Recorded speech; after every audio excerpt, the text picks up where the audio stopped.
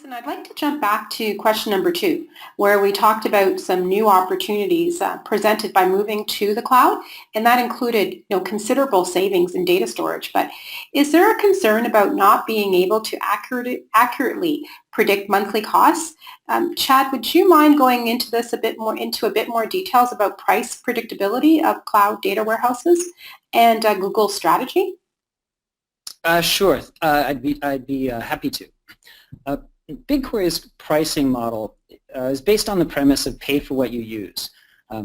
For analysis, we charge $5 per terabyte scanned and either 2 cents or 1 cent per gigabyte per month for data stored, depending on whether it's active or long-term storage. That model works marvelously for some customers, but for enterprise customers who are perhaps purchasing their enterprise data warehouse with CapEx rather than OpEx, or simply have a strict budget to adhere to, they want predictable pricing.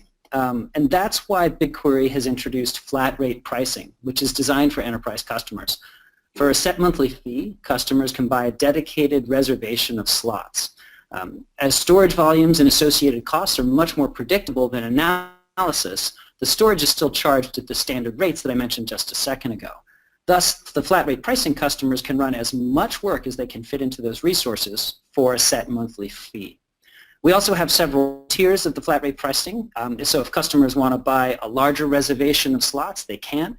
And we specifically designed this pricing model to maintain the cost optimal choice as pay for what you use.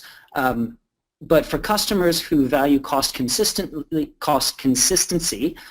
month to month, they'll be attracted to our flat rate pricing. The metaphor or the analogy that we use is Netflix. And so if Netflix charged you per minute, you'd be a lot more careful about what you watched. And with flat rate pricing, we want to encourage our customers to analyze to their heart's content, or more accurately, until their curiosity or their business need is satisfied. Great.